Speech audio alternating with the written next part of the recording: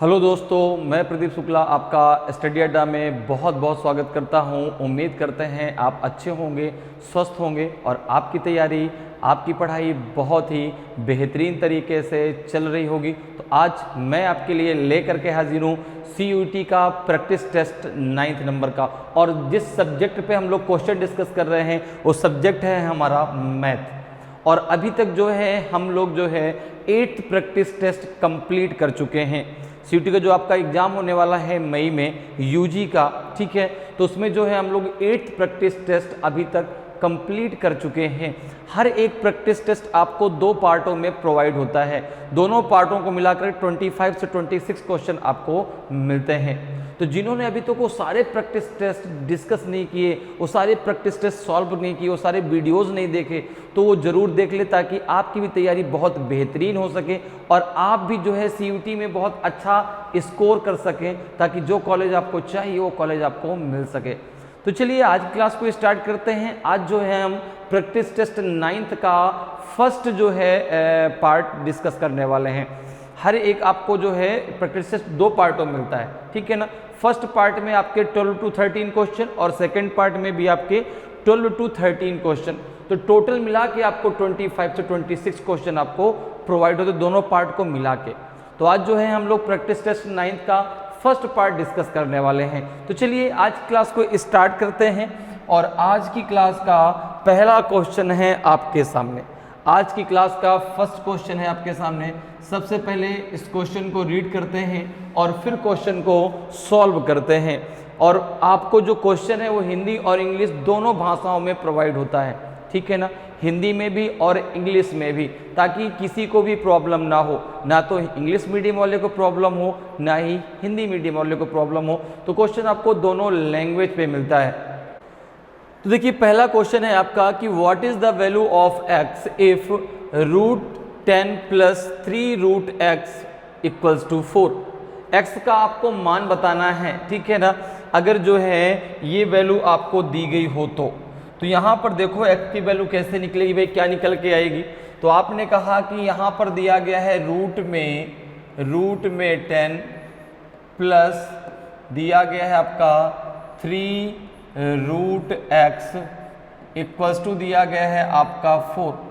अब देखो अगर दोनों तरफ का आप स्क्वायर कर देते हैं, दोनों तरफ का क्या कर दें आप स्क्वायर कर दें, तो यहाँ देखो इधर का भी आप स्क्वायर कर दीजिए और इधर का भी आप स्क्वायर कर दीजिए।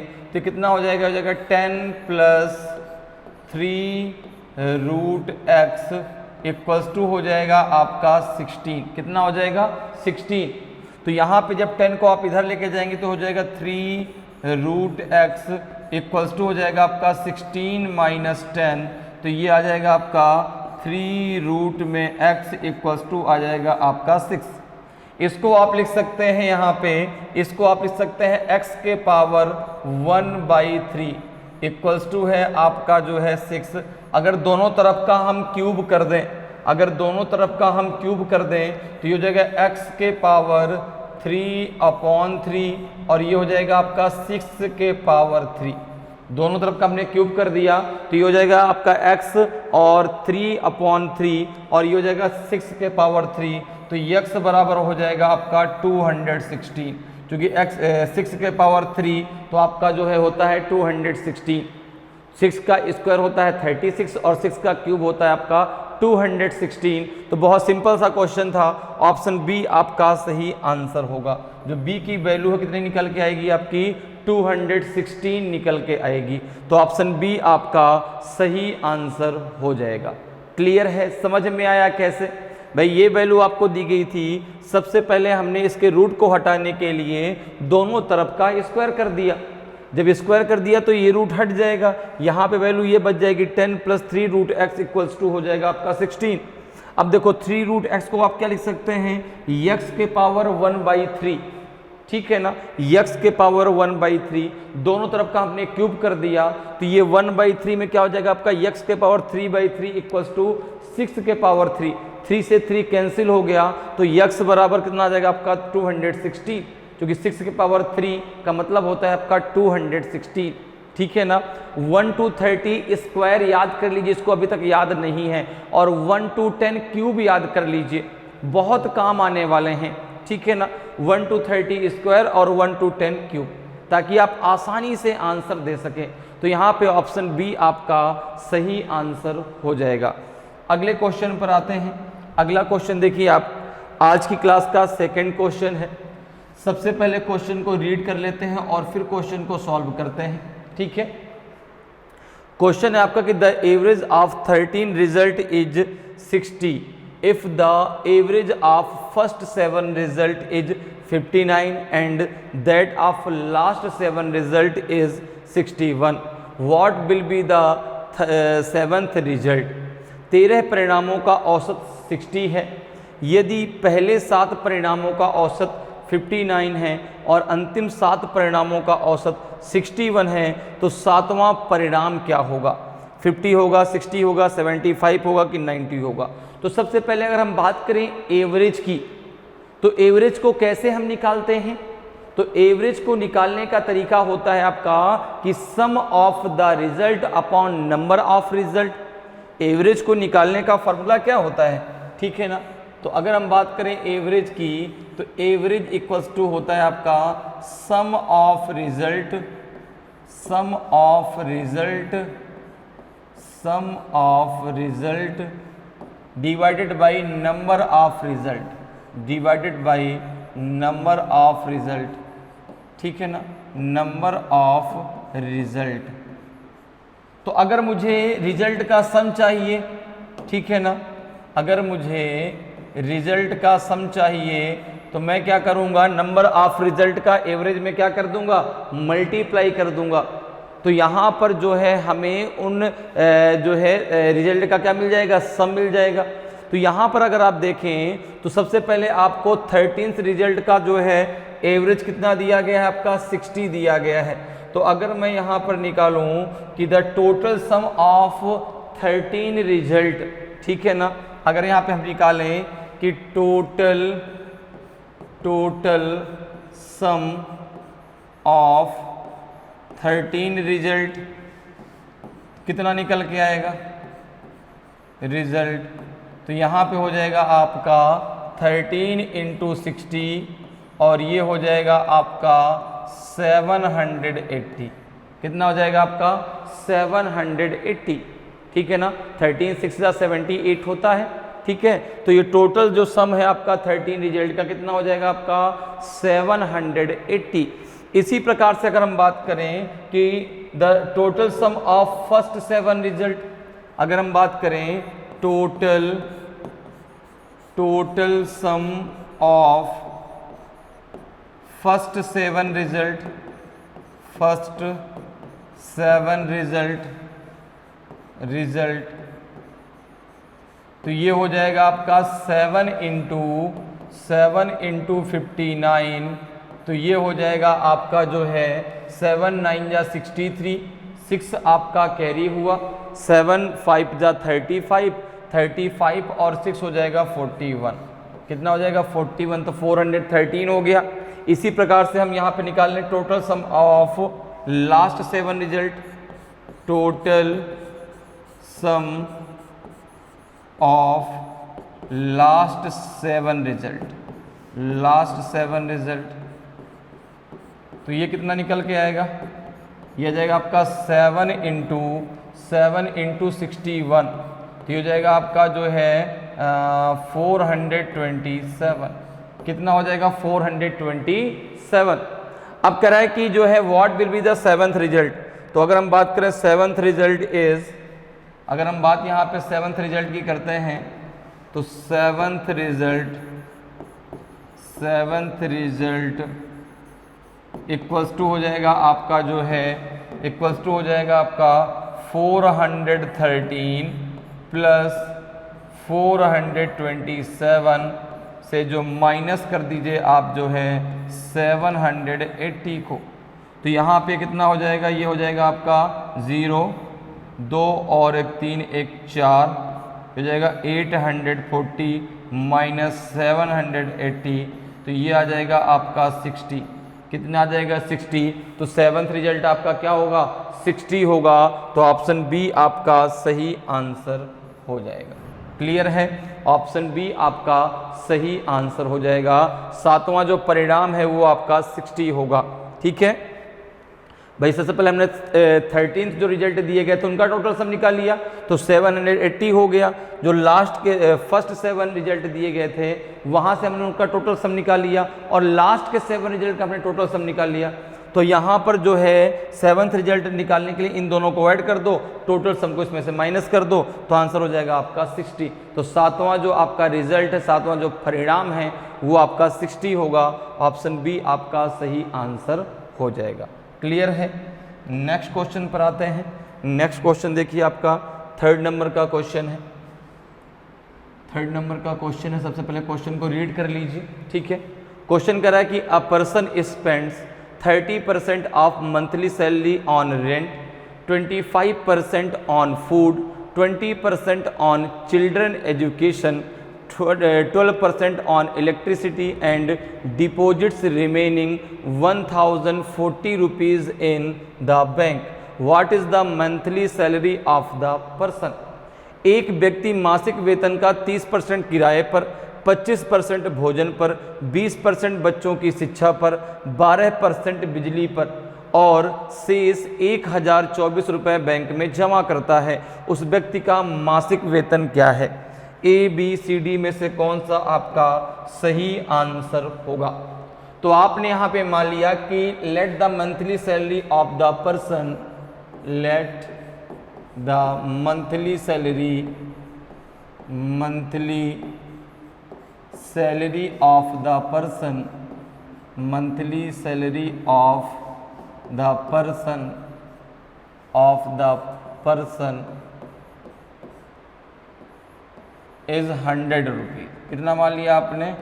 100 रुपीज मान लिया। ठीक है ना। अब देखो कोई भी चीज होती है 100% होती है। ठीक है ना। अब यहाँ पे आपने मान लिया कि भाई 100 रुपीज उसकी मंथली सैलरी थी। अब उसमें से उसने 30% किस पे खर्च कर दिया?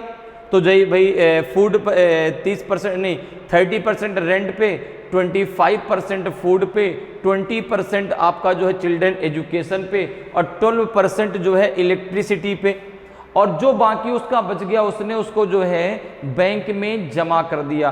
और वो जो है रुपए कितने थे आपके? 1040 रुपीज़ थे।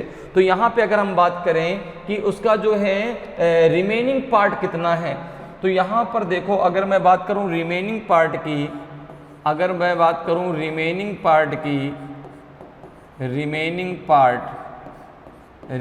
पार्ट कितना है उसका?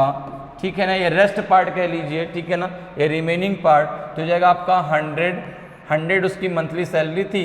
100 में से उसने क्या क्या खर्च कर दिया? 30% रेंट पे, 25% जो है फूड पे, 20% तो 20 रुपीज़ किस पे? चिल्ड्रन पे और चिल्ड्रन एजुकेशन पे, और 12% इलेक्ट्रिसिटी पे, अर्थात 12 रुपीज़ इलेक्ट्रिसिटी पे। इतना उसने क्या कर दिया? खर्च कर दिया। भाई उसकी मंथली सैलरी आपने 100 रुपीज़ मानी है, तो 100 का 30% 30 रुपीज़ हुआ, 100 का 25% 25 रुपीज़ हुआ, 100 का 20% आपका 20 रुपीज़ हुआ, और 100 का 12% आपका 12 रुपीज़ हुआ। ठीक है ना। परसेंटेज का मतलब होता है किसी संख्या में अगर परसेंटेज लगा है तो अपॉन में आप 100 लिखते हैं उसमें। जैसे अगर मैं कहूँ कि A%, तो A% को आप कैसे लिखेंगे? A अपॉन में 100। ठीक है। तो अगर किसी भी संख्या में आपका परसेंटेज लग जाता है तो वहां पे अपॉन में आप 100 लिखते हैं। तो अब देखो यहाँ पे अगर मैं बात करूँ तो कितना बच गया उसका? कितना पैसा बच गया? तो आपने कहा कि 100 माइनस हो जाएगा ये कितना? तो 5 और 2 हो जाएगा आपका 7, 2 और 1 हो जाएगा आपका 3, 3 2 5, 5 3 8। तो ये जो आपका रिमेनिंग पार्ट बचा वो बचा 30। ठीक है ना। कितना बचा आपका? 13 रुपीज़। ठीक है भाई, 100 रुपये अगर उसकी मंथली सैलरी है तो यहाँ पर जो उसके पास बच गया वो कितना रुपया बच गया? 13 रुपीज़ बच गया, क्योंकि उसने 30 रुपये किस पर जो है रेंट पे, और 25 रुपये जो है उसने किस पर? फूड पर, 20 रुपये उसने चिल्ड्रन एजुकेशन पर, और 12 रुपये उसने इलेक्ट्रिसिटी पे खर्च कर दिया। अब जो बचा 13 रुपीज़, कितना बच गया शेष? 13 रुपीज़। तो इस 100 रुपीज़ के हिसाब से 13 रुपीज़ बचा, और यहाँ पे जो उसने कितना रुपए जमा कराया था, 1040 रुपीज़ उसने डिपॉजिट किया था बैंक पे, जो शेष उसका बच गया। तो यहाँ पर अब हो जाएगा आपका 13 इक्वल्स टू 1040 के, तो 1 इक्वल्स टू किसके हो जाएगा, 1040 अपॉन 13, 13 8 जा होता है आपका 40, तो यहाँ पे आ जाएगा आपका 1 इक्वल्स टू 80 के, तो 100 इक्वल्स टू हो जाएगा आपका 8000 के, कितने के, 8000 के, और 100 रुपीज़ ही तो आपने मंथली सैलरी मानी थी, तो यहाँ पे ऑप्शन डी आपका सही आंसर हो जाएगा। क्लियर है, 1 इक्वल्स टू कितने हो जाएगा, 80 के, तो 100 इक्वल्स टू हो जाएगा आपका जो है 8000 के, तो ऑप्शन डी आपका सही आंसर हो जाएगा। उस व्यक्ति का जो मंथली सैलरी है वो है आपकी 8000 रुपीज़, तो ऑप्शन डी आपका सही आंसर होगा। क्लियर। अगले क्वेश्चन पर आते हैं। अगला क्वेश्चन देखिए भाई, अगला क्वेश्चन 4th नंबर का क्वेश्चन है। सबसे पहले क्वेश्चन को रीड कर लीजिए, ठीक है ना, और फिर क्वेश्चन को सॉल्व करते हैं। क्वेश्चन है कि if the sum of length breadth and height of a cuboid is 50 centimetre, its diagonal is 30 centimetre long, then total surface area of cuboid is. यदि एक घनाभ की लंबाई, चौड़ाई और ऊंचाई का योग 50 सेंटीमीटर है, इसका विकर्ण 30 सेंटीमीटर लंबा है, तो घनाभ का कुल पृष्ठीय क्षेत्रफल कितना है। ए बी सी डी में से कौन सा आपका सही आंसर होगा। तो अब देखो, अगर हम बात करें तो total surface area of cuboid क्या होता है। अगर मैं आपसे बात करूं कि total surface area, total surface area of cuboid, तो इसका फॉर्मूला क्या होता है, तो आपने कहा ये होता है 2 into LB plus BH plus LH, जहाँ पे L क्या है आपकी लेंथ है, B क्या है आपकी ब्रीथ है, और H क्या है आपकी हाइट है, ठीक है ना। तो total surface area of cuboid क्या होता है आपका 2 into LB plus BH plus LH। अब देखो यहाँ पर आपको दिया क्या क्या गया है। अच्छा, क्यूबॉइड का डायगोनल क्या होता है, तो डायगोनल की अगर बात करें, डायगोनल ऑफ क्यूबॉइड, ठीक है ना, अगर बात करें डायगोनल ऑफ क्यूबॉइड, तो इसका फॉर्मूला होता है आपका रूट के अंदर L² plus B² plus H², ठीक है। क्लियर है, ठीक है। डायगोनल ऑफ क्यूबॉइड क्या होता है, रूट के अंदर आपका L² plus B² plus H²। अब देखो यहाँ पर आपको जो दिया गया है, सबसे पहली जो आपको वैल्यू दी गई वो दी गई है L plus B plus H की जो वैल्यू है वो आपको दी गई है 50। कितनी दी गई है, 50 सेंटीमीटर, और जो डायगोनल है वो आपको दिया गया है 30 सेंटीमीटर।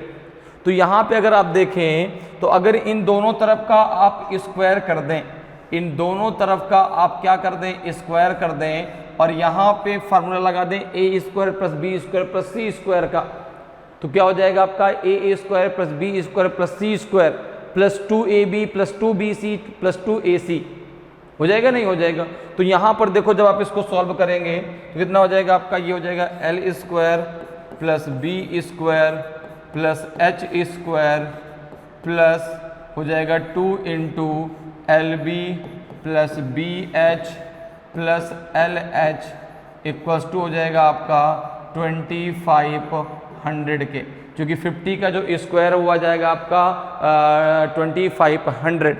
अब देखो यहाँ पे जरा एक बात और समझो, इसको हम यहाँ पे सॉल्व कर लेते हैं। यहाँ पे आपको दिया गया है रूट के अंदर L² प्लस B² प्लस आपका H², और ये बराबर में दिया गया है 30 के, क्योंकि जो इसका क्यूबॉइड का जो डायगोनल दिया गया वो आपका 30 सेंटीमीटर दिया गया है, तो इसकी वैल्यू किसके बराबर में दी गई, 30 सेंटीमीटर के। अगर दोनों तरफ का हम स्क्वायर कर देते हैं, दोनों तरफ का अगर हम स्क्वायर कर दें, इसका भाई रूट हटाने के लिए हमने स्क्वायर कर दिया, तो कितना हो जाएगा आपका, हो जाएगा L² प्लस B² प्लस आपका एच स्क्वायर, ये हो जाएगा आपका 900 के बराबर। किसके बराबर हो जाएगा? 900 के बराबर।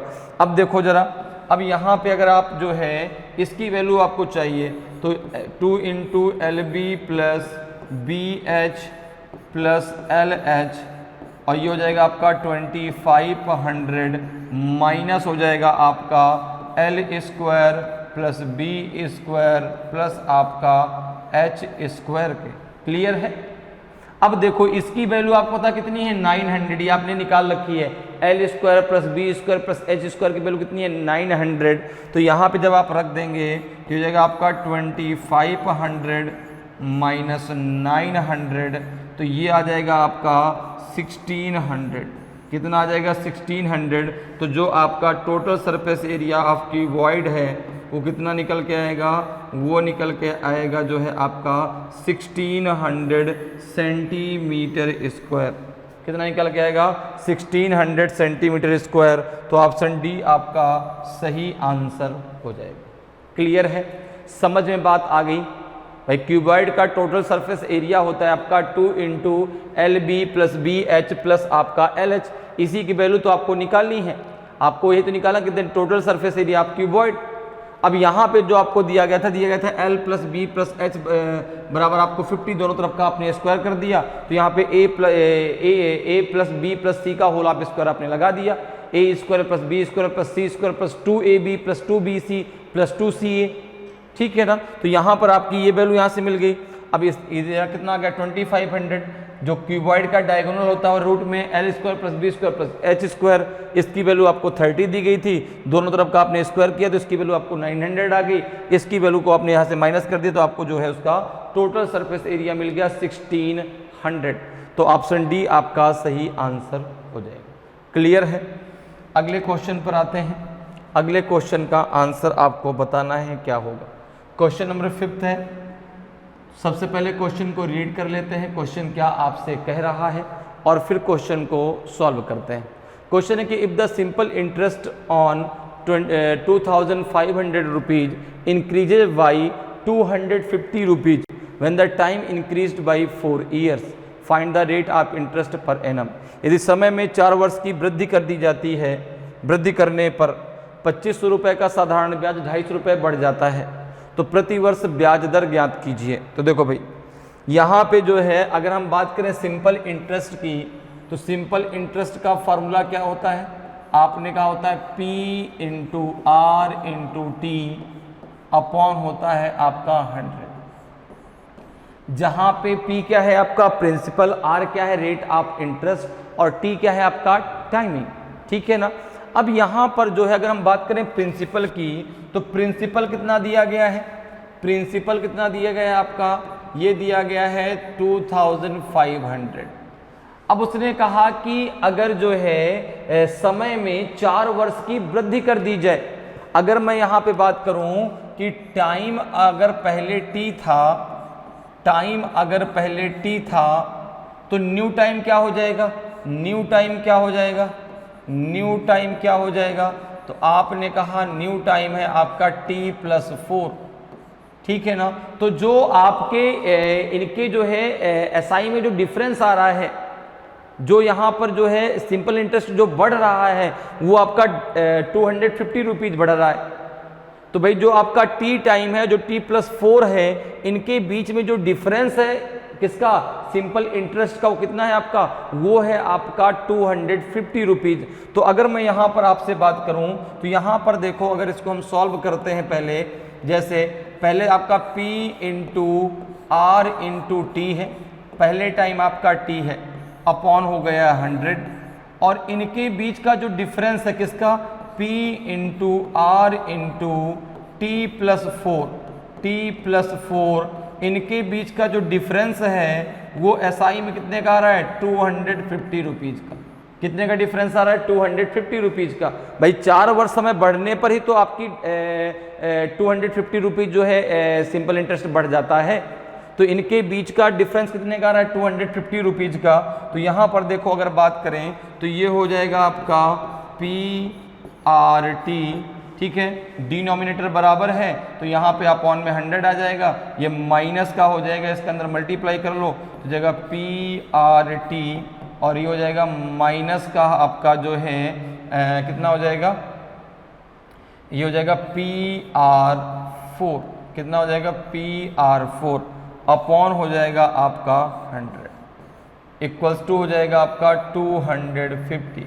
देखो इससे ये वैल्यू आपकी कैंसिल हो जाएगी।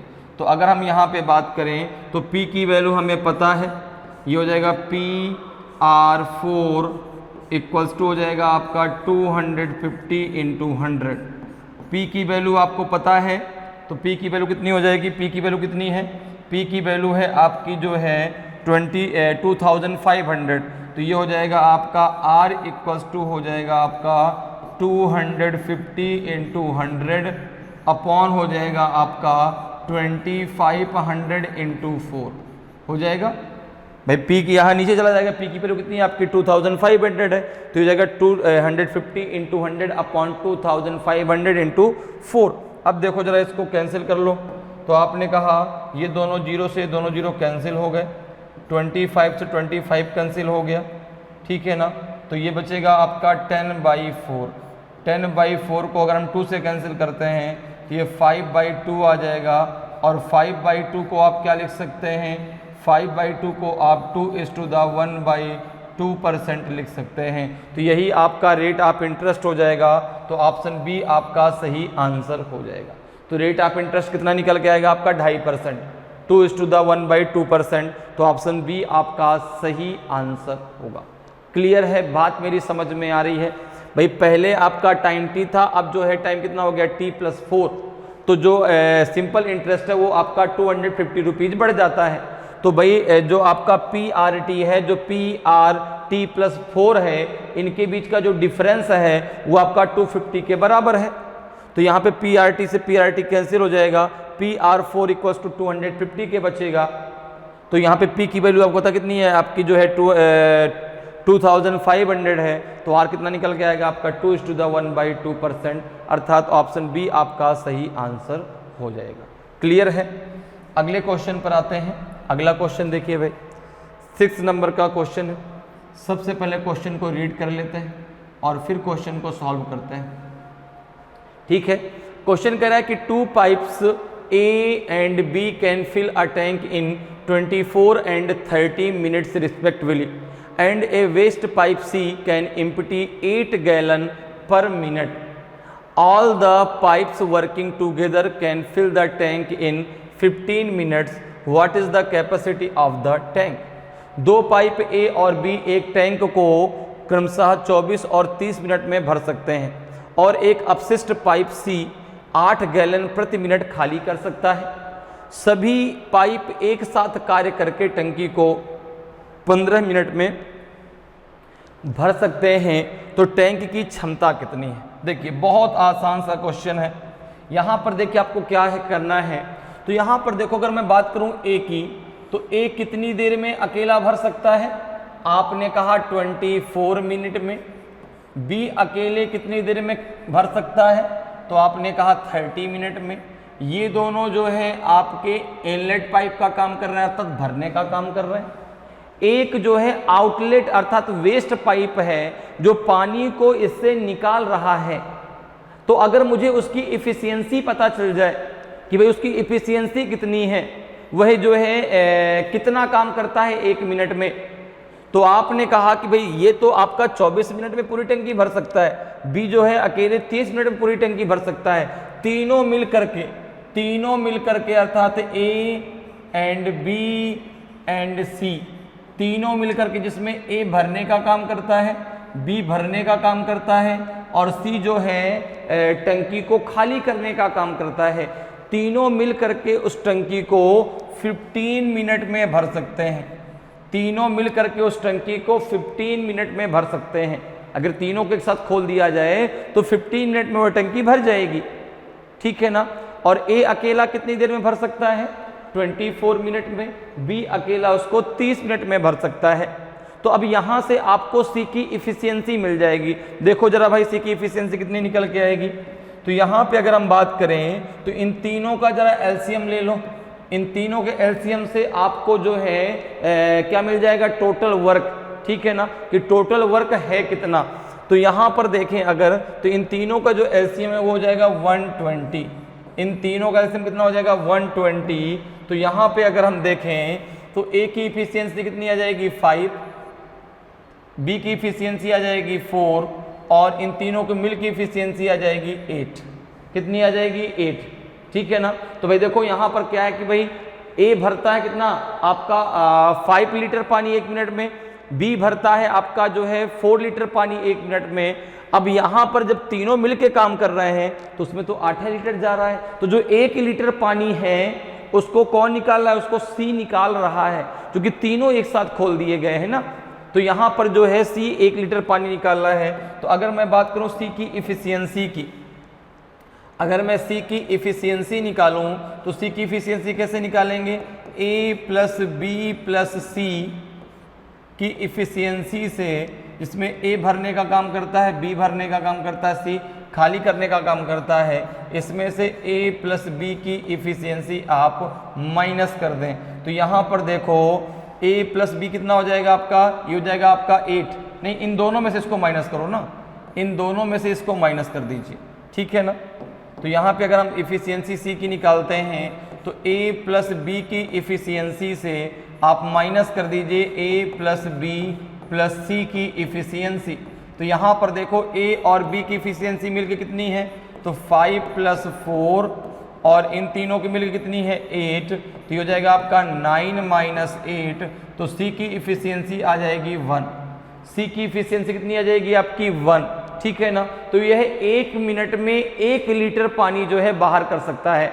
तो अगर मैं बात करूं कि सी कितनी देर में इसको खाली करेगा, ठीक है ना, सी कितनी देर में इसको खाली करेगा, तो आपने कहा कि सी को जो है इसको खाली करने में 120/1, सी को इसको खाली करने में 120 मिनट लग जाएंगे। कितना लग जाएगा, 120 मिनट लग जाएगा। ठीक है ना। सी जो है इसको कितनी देर में खाली कर सकता है, 120 मिनट में इसको खाली कर देगा। और सी जो है 1 मिनट में, देखो दिया गया सी 1 मिनट में आपका 8 गैलन पानी बाहर करता है। C can empty 8 gallon per minute. ठीक है ना। तो सी जो है इसको 120 मिनट में खाली कर सकता है। तो अब यहाँ पर 1 मिनट में वह 8 गैलन पानी बाहर निकालता है। तो 120 मिनट में कितना गैलन निकालेगा, 120 मिनट में कितना गैलन पानी निकालेगा, तो आपने कहा 120 × 8, ये हो जाएगा आपका 960 गैलन। 960 गैलन पानी जो है वह बाहर निकालेगा। और यही तो कैपेसिटी है। ठीक है ना। यही तो आपकी capacity of tank. Capacity of tank कितनी है, ऑफ टैंक कितना है आपका, यह है 960 गैलन। 960 गैलन, क्योंकि 1 मिनट में वह जो है आपका 8 गैलन जो है बाहर कर सकता है। और भाई उसने 120 मिनट में वह पूरी टंकी खाली कर सकता है। 1 मिनट में 8 गैलन, तो 120 मिनट में 960 गैलन खाली कर देगा और पूरी की पूरी टंकी क्या हो जाएगी, खाली हो जाएगी। तो टंकी की कैपेसिटी कितनी है आपकी, 960 गैलन की। तो 960, ऑप्शन सी आपका सही आंसर हो जाएगा। क्लियर है, समझ में आया भाई। ए और बी की जो है ए और बी का समय दिया गया था, तीनों को मिला के समय दिया गया था। तो यहाँ से हमको सी की इफिशियंसी मिल गई 1। ठीक है। तो अगर सी इस काम को करता तो 120 लीटर की टंकी को उसको खाली करने में 120 मिनट लग जाएंगे। ठीक है। तो 120 मिनट में यह पूरी टंकी खाली कर सकता है। तो 1 मिनट में जो है वो जो खाली कर रहा है सी, वो 8 गैलन प्रति मिनट बाहर पानी फेंक रहा है। तो भाई 120 मिनट में कितने गैलन पानी फेंकेगा, 960 गैलन। अर्थात कैपेसिटी ऑफ टैंक कितनी है, 960 गैलन। ठीक है। तो ऑप्शन सी आपका सही आंसर हो जाएगा। अगले क्वेश्चन पर आते हैं। अगला क्वेश्चन देखिए आपका 7वें नंबर का क्वेश्चन है। सबसे पहले क्वेश्चन को रीड कर लेते हैं और फिर क्वेश्चन को सॉल्व करते हैं। क्लियर है। क्वेश्चन कह रहा है आपका कि 2 cities A and B are 130 kilometre apart. A car start from A to B at 7:20 AM at a speed of 40 km/h.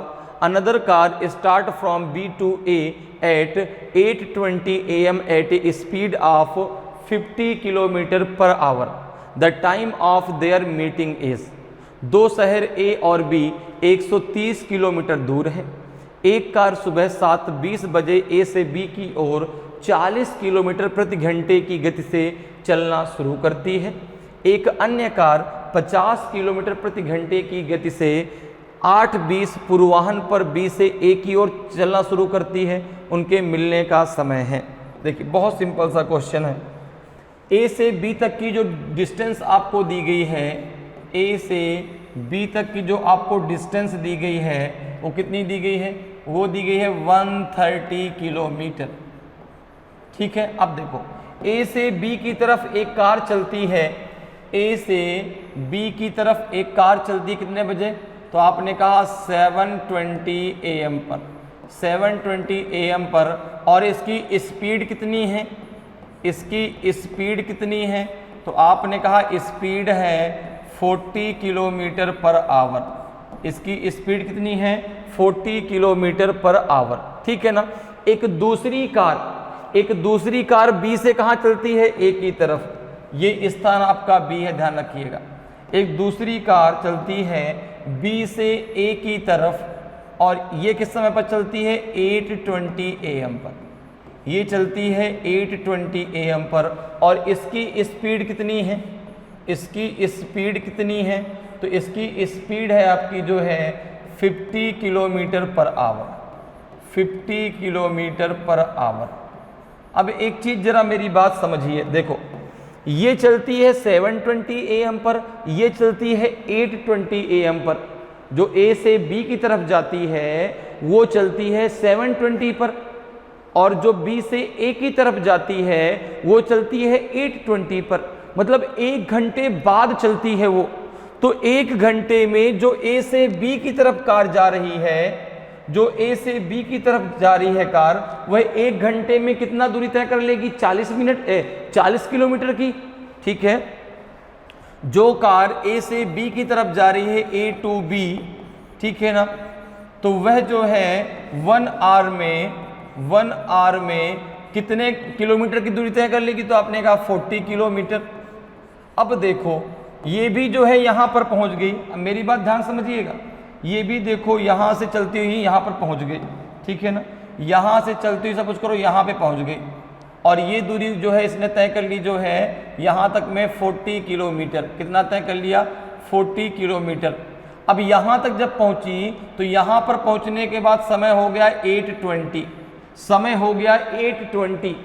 ठीक है। 1 घंटे चल दी A से जो B की तरफ जा रही है वो 1 घंटे में 40 किलोमीटर चलेगी, मतलब यहाँ तक पहुँच गई। हमने मान लिया ऐसे। अब यहाँ पर पहुँचते समय कितना हो गया? 8:20। अब जो B से A की तरफ है वो ट्रेन भी वहाँ से स्टार्ट हो गई। तो अब जो है रेस्ट डिस्टेंस कितनी बची? अब जो है अगर मैं आपसे बात करूँ तो रेस्ट डिस्टेंस कितनी बची? शेष दूरी कितनी बची? डिस्टेंस कितनी बची? तो आपने कहा 130 में से 40 माइनस कर दो। अब जो रेस्ट डिस्टेंस है वो है 90 किलोमीटर की। अब ये दोनों मिलके तय करेंगी, ये दोनों अब मिलके तय करेंगी, क्योंकि जो B से A की तरफ है वो आपकी जो है वो कार भी स्टार्ट हो गई। अब यहाँ पर अगर मैं बात करूँ तो देखो यहाँ पर बात हो जाएगी अब रिलेटिव स्पीड की। किसकी बात हो जाएगी? रिलेटिव स्पीड की। तो जब बात रिलेटिव स्पीड की हो रही है तो भाई जब डायरेक्शन जो है डिफरेंट होता है, जब डायरेक्शन डिफरेंट होता है तो रिलेटिव स्पीड आपस में ऐड हो जाती है, और जब डायरेक्शन आपका एक होता है तो रिलेटिव स्पीड आपस में जो है माइनस हो जाती है। तो यहाँ पे डायरेक्शन देखो डिफरेंट है। एक जा रही है A से B की तरफ, एक जा रही है B से A की तरफ। तो यहाँ पे अगर हम बात करें रिलेटिव स्पीड की, अगर हम बात करें रिलेटिव स्पीड की, तो रिलेटिव स्पीड हो जाएगा आपका जो है 40 प्लस आपका 50, तो ये हो जाएगा आपका 90 kilometre per hour. 90 kilometre per hour. तो कितना समय लगेगा इनको जो है, कितना समय लगेगा 90 किलोमीटर की डिस्टेंस को तय करने में? 90 किलोमीटर की डिस्टेंस को तय करने में इनको कितना समय लग जाएगा? 1 घंटे लग जाएगा, अर्थात 1 घंटे बाद ये आपस में मिल जाएंगी। 1 घंटे बाद ये आपस में मिल जाएंगी। तो यहाँ पर देखो कितना आ जाएगा आपका, इनका अगर मीटिंग की टाइम की बात करें, the time of their meeting कितना निकल के आएगा, तो आपने कहा ये हो जाएगा 8:20 प्लस 1 आवर, तो ये हो जाएगा आपका 9:20। कितना हो जाएगा 9:20 AM। कितना हो जाएगा 9:20 AM। तो 9:20 पूर्वाहन पे जो है ये गाड़ियाँ आपस में मिल जाएंगी। ठीक है, हमने यहाँ पर 8:20 में क्यों यहाँ पे 1 आवर प्लस किया, 7:20 में क्यों नहीं किया, क्योंकि जो A से B की तरफ कार जा रही है, ठीक है ना, या ट्रेन जा रही है, जो भी है यहाँ पर, ठीक है ना, तो यहाँ पर जो है जो A से B की तरफ जा रही है वो 1 घंटे पहले स्टार्ट हो गई। तो जब 1 घंटे वो पहले स्टार्ट हो गई तो उसने 1 घंटे में 40 किलोमीटर की दूरी तय कर ली। अब 1 घंटे बाद 8:20 पे, जैसे 8:20 पे ये यहाँ पे पहुंची तो यहाँ से B वाली भी स्टार्ट हो गई। अब इन दोनों को मिलकर कितनी दूरी तय करनी है, 90 किलोमीटर की। तो रिलेटिव स्पीड कितनी हो जाएगी, 90 किलोमीटर पर आवर। तो 1 घंटे में दूरी तय कर लेंगी। तो 8:20 के बाद 1 घंटे बाद ये आपस में मिल जाएंगी, अर्थात 9:20 पर ये दोनों जो है कारें एक दूसरे से यहाँ पर मिल जाएंगी। तो ऑप्शन बी आपका सही आंसर हो जाएगा। क्लियर है? अगले क्वेश्चन पर आते हैं। अगला क्वेश्चन देखिए, आपका 8th नंबर का क्वेश्चन है। सबसे पहले क्वेश्चन को रीड कर लेते हैं और फिर क्वेश्चन को सॉल्व करते हैं। ठीक है, क्वेश्चन आपको कह रहा है कि the rectangular parking space is marked out by painting 3 of its sides if the length of the unpainted side is 7 feet and the sum of the length of the painted sides is 33 feet, then area of parking side in square feet is। आयताकार parking स्थान को इसके 3 भागों को paint करके चिन्हित किया गया है। यदि पेंट न की गई भुजा की लंबाई 7 फीट है और पेंट की गई भुजाओं की लंबाइयों का योग जो है 33 फीट है, तो पार्किंग क्षेत्र का वर्ग फुट में क्षेत्रफल कितना है। देखो भाई, पार्किंग कैसी है, आयताकार तथा रेक्टेंगुलर है। ठीक है ना, तो अगर मैं बात करूं एरिया ऑफ रेक्टेंगल क्या होता है, area of rectangle, area of rectangle क्या होता है, area of rectangle, area of rectangle क्या होता है, तो आपने कहा लेंथ इनटू ब्रीथ। ठीक है, अब देखो यहां पर आपको क्या दिया गया है, यहाँ पे दिया गया है कि एक आयताकार इस प्रकार से आपकी पार्किंग है, ये आयताकार पार्किंग है। ठीक है, अब देखो भाई, अगर आयताकार पार्किंग है तो उसमें जो है आमने सामने की भुजाएं क्या होंगी, बराबर होगी। तो कुछ ऐसी पार्किंग है और यहाँ पे 3 साइड में पेंट कर दिया गया है, 3 साइड में पेंट कर दिया गया है। जैसे देखो यहाँ पेंट किया गया, यहाँ पेंट किया गया, ये पेंटेड है, ये वाली अनपेंटेड है। अब इसकी जो लेंथ है, इसकी जो लेंथ है वो कितनी दी गई है, 7 फीट। इसकी लेंथ दी गई है 7 फीट। अगर ये लेंथ 7 फीट है तो ये भी आपकी 7 फीट होगी। जो पेंटेड लेंथ है ये भी आपकी कितनी होगी, 7 फीट होगी। ठीक है, आमने भाई लेंथ बराबर होती है, ब्रीथ बराबर होगी। ठीक है, तो ये जब लेंथ आपकी 7 फीट है तो ये भी आपकी लेंथ 7 फीट है। अब यहाँ पर कह रहा है कि बाकी जो पेंटेड आपकी साइड्स हैं, बाकी जो पेंटेड साइड्स हैं उनका जो योग है वो आपका 33 फीट है। कितना है, 33 फीट। तो यहाँ पर जो आपको गिवन है कि भाई देखो ये आपका लेंथ है तो ये क्या हो जाएगा आपका ब्रीथ, ये आपका क्या हो जाएगा ब्रीथ। अगर ब्रीथ आपको मिल जाए तो आप लेंथ इंटू ब्रीथ जो है लगा करके और आसानी से जो है एरिया ऑफ रेक्टेंगल निकाल सकते हैं। तो यहाँ पर देखो अगर हम बात करें तो आपको दिया गया है ब्रीथ कितना आपका, तो ये हो जाएगा 2b प्लस l, कितना है आपका 33।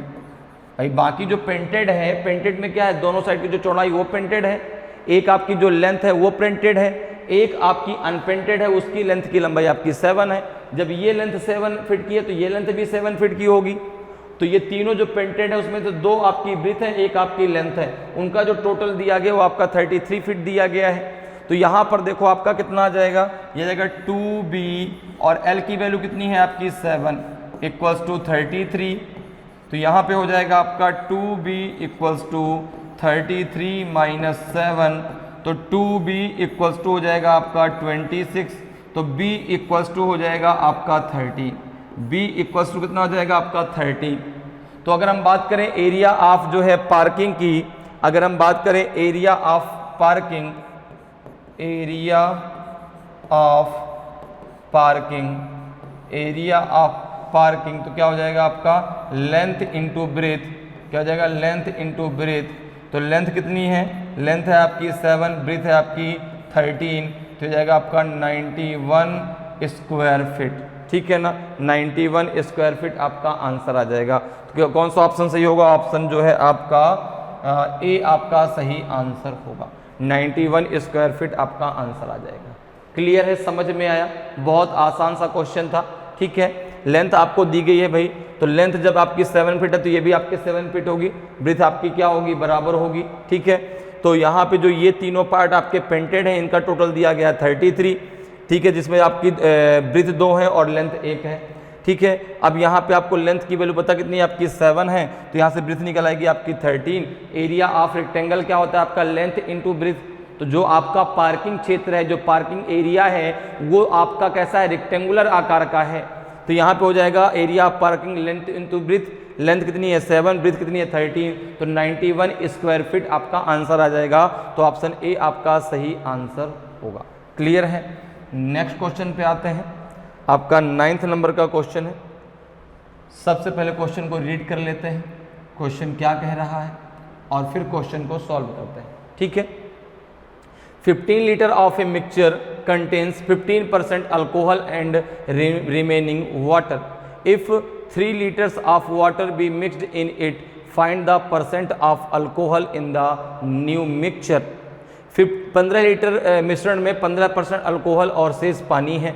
अगर इसमें 3 लीटर पानी मिला दिया जाए तो नए मिश्रण में अल्कोहल का प्रतिशत ज्ञात कीजिए। क्या होगा, 15% होगा कि 12:1/2% होगा कि 10:1/3% होगा कि आपका 8% होगा। तो यहाँ पर देखिए आपको मिक्सचर दिया गया है अल्कोहल का और वाटर का। तो उस 15 लीटर मिक्सचर में जो आपके अल्कोहल और वाटर का है उसमें 15% आपका अल्कोहल है। तो अगर हम यहाँ पर बात करें तो टोटल मिक्सचर कितना है, टोटल मिक्सचर कितना है, तो आपने कहा टोटल मिक्सचर है आपका 15 लीटर का, 15 लीटर का, ठीक है ना। अब देखो अगर हम बात करें 15 लीटर का टोटल मिक्सचर है और इसमें से आपका जो है 15% क्या है अल्कोहल, बाकी जो बचा हुआ है आपका पानी। तो अगर मैं बात करूं कि अल्कोहल और पानी का कितना कितना है, इसको जरा अलग अलग कर लेते हैं। अल्कोहल और वाटर कितना कितना है, तो आपने कहा 15 का 15% कितना होगा, 15 का 15% कितना होगा, तो ये हो जाएगा आपका 100, ये हो जाएगा आपका 225/100, तो ये हो जाएगा आपका 2.25।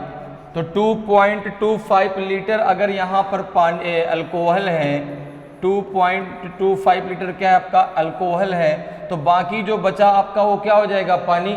तो 15 में से इसको जरा माइनस कर दीजिए, कितना आ जाएगा आपका 12.75, ठीक है भाई। 15 में से माइनस करोगे, 10 में से 5 गया तो 5, 9 में से 2 गया तो 7, और यहाँ बचे कितना आपका 4 में से 2 गया तो 2, तो 12.75 लीटर उसमें क्या है आपका पानी है। अब देखो कह रहे हैं कि यदि इसमें 3 लीटर पानी और मिला दिया जाए, मिलाया क्या जा रहा है पानी, मिलाया क्या जा रहा है पानी। तो अब जो है अगर मैं बात करूं कि अब जो है आपका टोटल मिक्सचर कितना हो जाएगा पानी मिलाने के बाद, ठीक है ना। तो अगर हम इसमें जो है mix 3 litre of water, 3 litre of water, 3 litre of water be mixed, तो अब जो है आपका टोटल जो है मिक्सचर कितना हो जाएगा, आपने कहा 15 + 3, अब टोटल मिक्सचर हो जाएगा आपका 18 लीटर का। बात मेरी बात समझिएगा, पहले था आपका 15 लीटर मिक्सचर, ठीक है, जिसमें से आपका अल्कोहल कितना है 2.25 लीटर, बाकी आपका ये पानी है। अब इसमें 3 लीटर पानी और मिला दिया गया, तो अब टोटल मिक्सचर कितना हो गया आपका 18 लीटर, ठीक है ना। अब टोटल मिक्सचर कितना हो गया 18 लीटर। तो अब एक चीज देखिए, क्या अल्कोहल बढ़ा, क्या क्या मिलाया क्या गया पानी, तो अल्कोहल तो अभी भी उतना ही है जितना पहले था। तो अगर यहां पर हम बात करें percentage of alcohol, percentage of alcohol, percentage of alcohol in the new mixture, in the new mixture, new mixture कितना निकल के आएगा, तो आपने कहा ये निकल के आएगा जो है आपका न्यू मिक्सचर,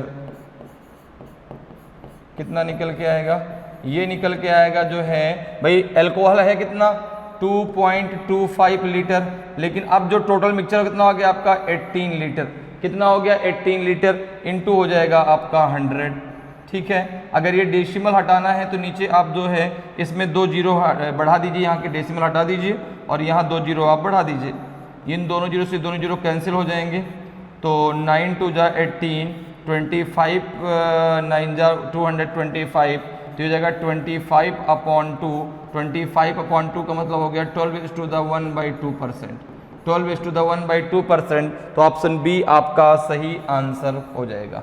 क्लियर है, बात मेरी समझ में आई आपको। भाई टोटल मिश्रण है आपका जो है 15 लीटर का, जिसमें 15% आपका अल्कोहल है, तो अल्कोहल हो गया आपका 2.25 लीटर, ठीक है ना। तो बाकी जो बचा वो आपका वाटर हो गया, ठीक है। अब इसमें मिलाया क्या जा रहा है, पानी मिलाया जा रहा है, कितना 3 लीटर पानी और मिला दिया गया।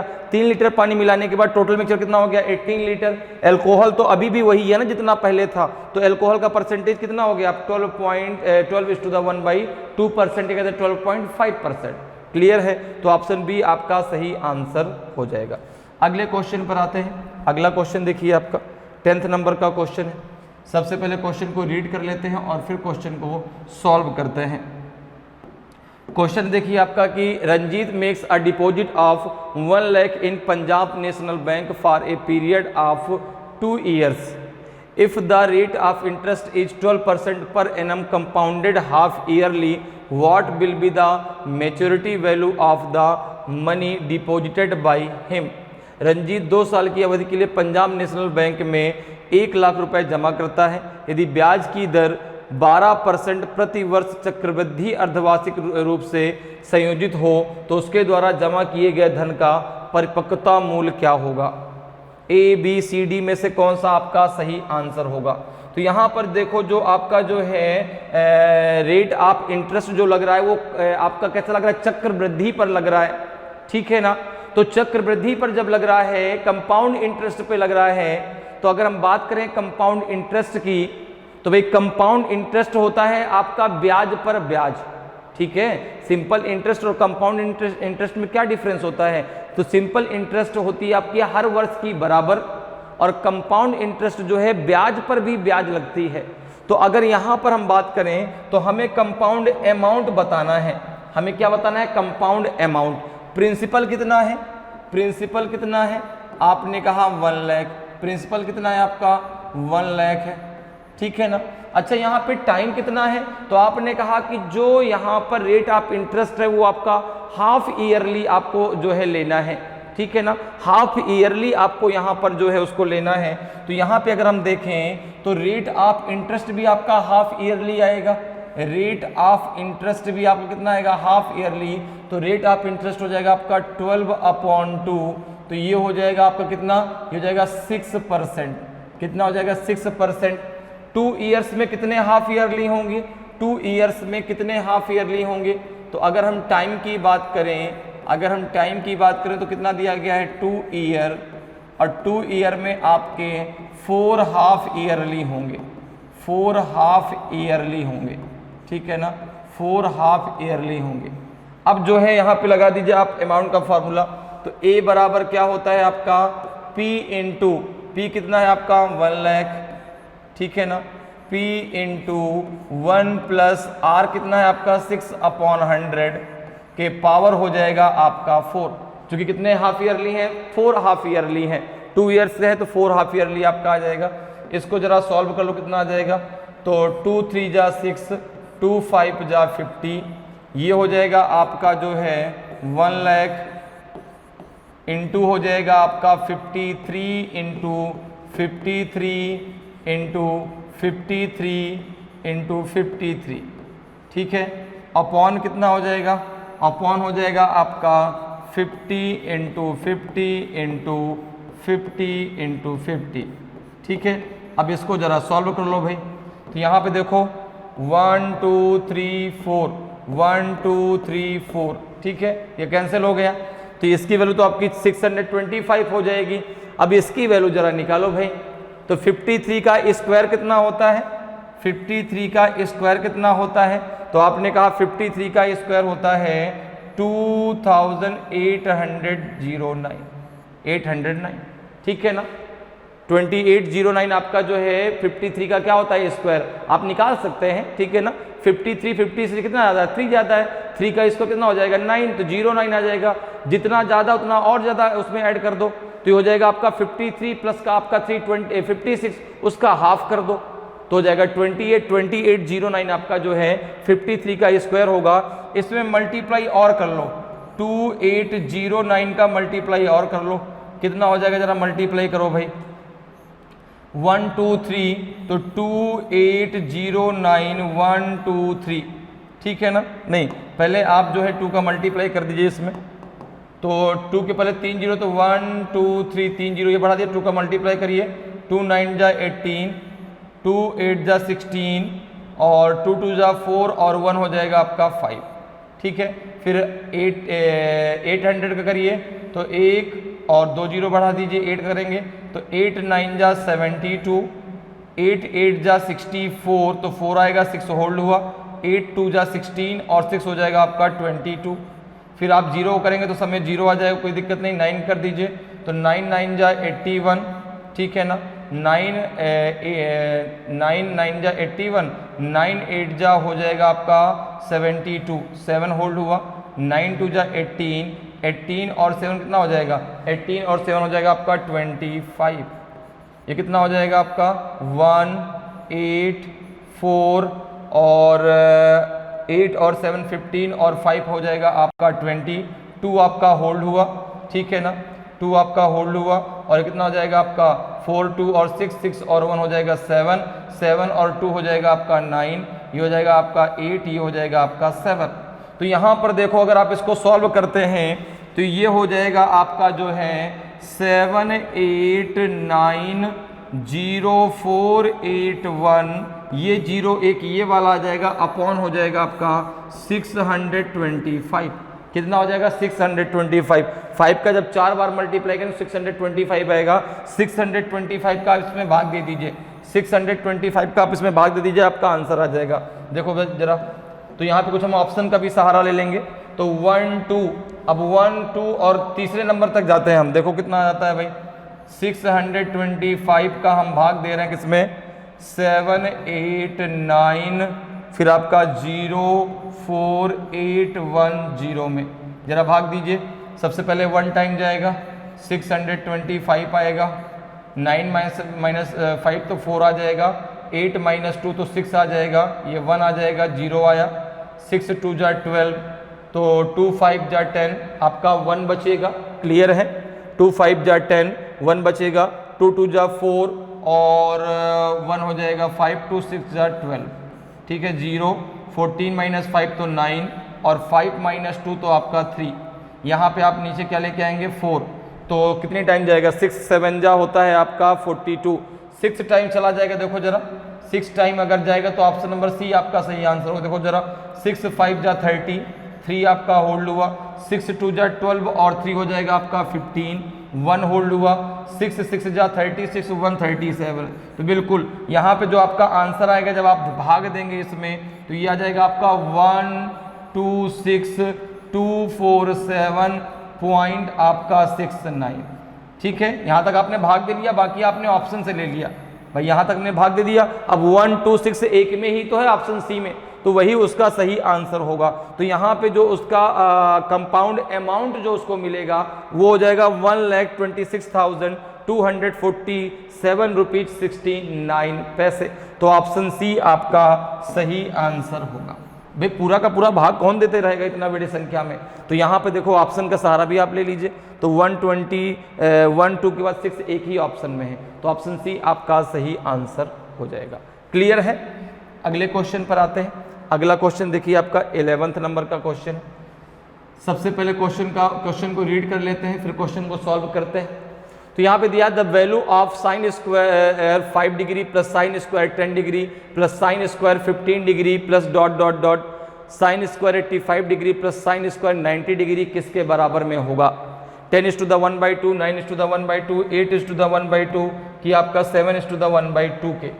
तो यहाँ पर देखो अगर हम बात करें तो सबसे पहले आपको देखो, आपको ये पता है कि sine 90 minus theta, sine 90 minus theta क्या होता है आपका, ये होता है आपका कॉस थीटा।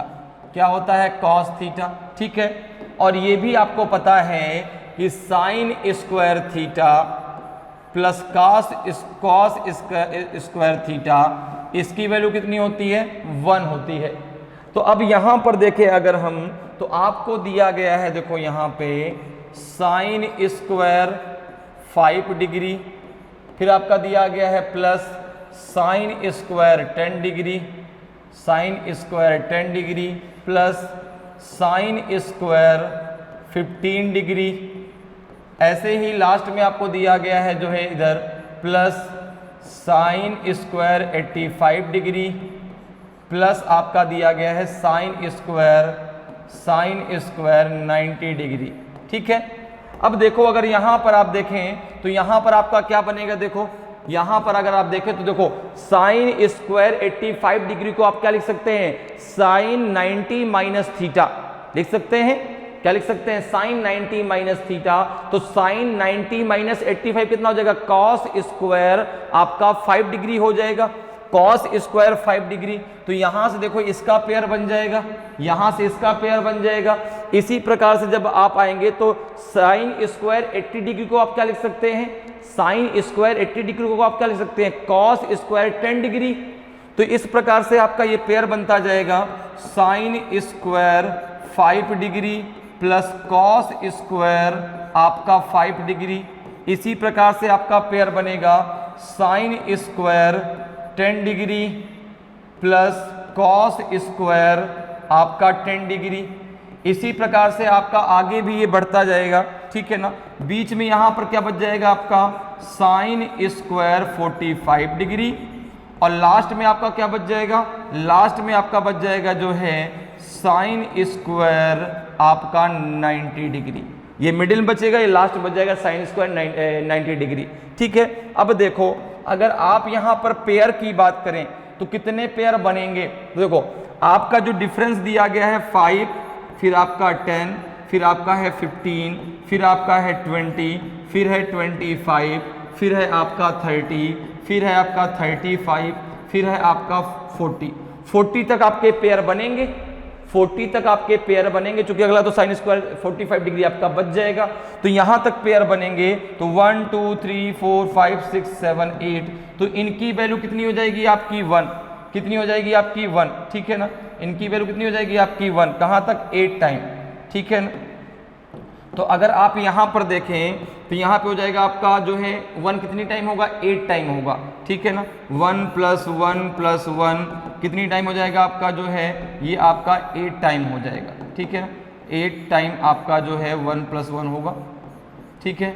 प्लस हो जाएगा आपका जो है, प्लस हो जाएगा आपका साइन स्क्वायर 45 डिग्री। तो साइन 45 डिग्री की वैल्यू होती है 1/√2, 1/√2 का स्क्वायर प्लस साइन 90 की वैल्यू होती है 1। ठीक है। तो यहाँ पे कितना आ जाएगा, ये हो जाएगा आपका जो है, ये हो जाएगा आपका 8 + 1/2 + 1। ये कितना हो जाएगा आपका, ये हो जाएगा आपका जो है 2 8 जा 16 + 1 + 2 अपॉन हो जाएगा आपका 2। तो ये हो जाएगा आपका कितना 19/2। तो ये हो जाएगा आपका 9:1/2। कितना हो जाएगा, 9:1/2। तो ऑप्शन जो है आपका बी बिल्कुल सही आंसर होगा। क्लियर, बात मेरी समझ में आ गई भाई। साइन 90 माइनस थीटा बराबर कॉस थीटा के होता है और sine square theta plus cos square theta आपका 1 होता है। तो यहाँ से देखो ये इसका पेयर बनेगा, इसी प्रकार से इसका पेयर बनेगा, इसी प्रकार से sine square 15 degree plus cos square 15 degree, sine square 20 degree plus cos square 20 degree, कहाँ तक बनेगा आपका sine square 40 degree plus cos square 40 degree तक। तो बीच में कौन बच जाएगा आपका साइन स्क्वायर 45 डिग्री, लास्ट में कौन बच गया आपका साइन स्क्वायर 90 डिग्री। और ये कितने पेयर बनेंगे आपके 8, तो ये 1 कितने आएंगे आपके 8 1 आ जाएंगे, 1 + 1 + 1 कितने आपके 8 टाइम्स आ जाएंगे। तो 8 + 1/2 साइन 45 डिग्री का वैल्यू होती है 1/√2, स्क्वायर लगा तो 1/2 यहाँ से आ जाएगा। साइन 90 डिग्री की वैल्यू होती है आपकी 1, तो यहाँ से 1 हो जाएगा, तो इसकी वैल्यू हो जाएगी 9:1/2। तो ऑप्शन जो है आपका बी बिल्कुल सही आंसर हो जाएगा। क्लियर है। अगले क्वेश्चन पर आते हैं। अगला क्वेश्चन देखिए आपका 12th नंबर का क्वेश्चन है। सबसे पहले क्वेश्चन को रीड कर लेते हैं और फिर क्वेश्चन को सॉल्व करते हैं। क्वेश्चन कह रहा है कि if a = 34, b and c = 33, then the value of a³ + b³ + c³ - 3abc। तो बहुत देखिए सिंपल सा क्वेश्चन आपसे पूछा गया है, बहुत सिंपल सा क्वेश्चन पूछा गया है। आपको बताना है कि a³ + b³ + c³ - 3abc की वैल्यू क्या होगी। तो अगर आपको पता है इसका डायरेक्ट एक फार्मूला होता है आपका a + b + c, ठीक है ना, रूट के अंदर होता है आपका, सॉरी ब्रैकेट के अंदर होगा आपका a - b का होल ऑफ स्क्वायर प्लस आपका हो जाएगा b - c का whole of square, b - c का होल ऑफ स्क्वायर प्लस आपका जो है a - c का होल ऑफ स्क्वायर, ठीक है ना।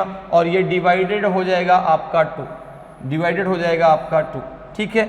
अब देखो ये डायरेक्ट फार्मूला होता है आपका a + b + c, ब्रैकेट के अंदर आपका a - b का whole of square plus b - c का whole of square plus a - c का होल ऑफ स्क्वायर। क्लियर है। अपॉन क्या हो जाएगा आपका 2।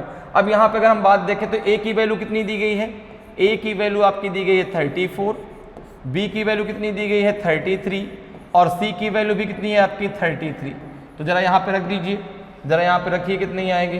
तो ये जाएगा आपका = a + b अर्थात 34 + 33 + 33, ठीक है ना। और ये आपका हो जाएगा ब्रैकेट के अंदर हो जाएगा आपका a - b अर्थात 34 - 33 का होल ऑफ स्क्वायर प्लस 33 - 33, ठीक है, का होल ऑफ स्क्वायर प्लस आपका 34 - 33 का होल ऑफ स्क्वायर, ठीक है। अपॉन क्या हो जाएगा, अपॉन हो जाएगा आपका 2, यहीं पे लगा दो कोई दिक्कत नहीं, आगे में, ठीक है। क्लियर। अब देखो यहाँ पे कितना हो जाएगा, तो ये हो जाएगा आपका कितना 4 + 3 7, 7 और 3 हो जाएगा आपका 10, 0 आ जाएगा, 1 होल्ड हुआ, 3 3 आपका 6 6 3 9 और 1 हो जाएगा आपका 10 अपॉन 2। अंदर कितना बचेगा, ये बचेगा आपका जो है 1, तो यहाँ पे 1 आ जाएगा, ठीक है, प्लस ये 0 हो जाएगा, ये कितना बचेगा आपका, ये बच जाएगा आपका 1, तो कितना हो जाएगा, ये हो जाएगा आपका जो है 1 + 1 आपका 2 हो जाएगा, तो जाएगा 100/2 इंटू आपका 2 होगा, 2 से 2 कैंसिल हो जाएगा, तो इसकी वैल्यू आ जाएगी आपकी 100। तो इसकी वैल्यू कितनी हो जाएगी, a³ + b³ + c³ - 3abc की जो वैल्यू आपकी 100 आ जाएगी। तो ऑप्शन डी आपका सही आंसर हो जाएगा, ठीक है। इसकी वैल्यू कितनी हो जाएगी आपकी 100 होगी, तो ऑप्शन डी आपका सही आंसर हो जाएगा। क्लियर है, समझ में आया भाई। इसका डायरेक्ट ये फार्मूला होता है आपका a + b + c, फिर ब्रैकेट के अंदर आपका a - b का whole of square plus b - c का whole of square plus a - c का whole of square divided by 2। Clear है। तो यहाँ पर आपको a और b और c की वैल्यू पता है, आपने उसको वहाँ पर रख दिया, तो यहाँ पे इसकी वैल्यू कितनी आ गई, a³ + b³ + c³ - 3abc की वैल्यू आ जाएगी आपकी 100। तो ऑप्शन डी आपका सही आंसर हो जाएगा। तो इस प्रकार से आप बहुत आसानी से मैथ के क्वेश्चनों को सॉल्व कर सकते हैं। उम्मीद करते हैं कि आज क्लास आपको बहुत अच्छे से समझ में आई होगी, आपके सारे कॉन्सेप्ट बहुत अच्छे से क्लियर हुए होंगे। तो अगर आज की क्लास आपको अच्छी लगी हो, आज का वीडियो आपको अच्छा लगा हो और अभी तक आपने वीडियो को लाइक नहीं किया तो वीडियो को लाइक ज़रूर करें। अगर आप नए हैं और अभी तक आपने चैनल को सब्सक्राइब नहीं किया तो चैनल को सब्सक्राइब जरूर कर लें, ताकि आपको क्लास की जानकारी समय समय पर मिलती रहे और आपकी तैयारी पढ़ाई बहुत बेहतरीन तरीके से चलती रहे। तो आज के लिए इतना ही, फिर मिलेंगे। जय हिंद, जय भारत।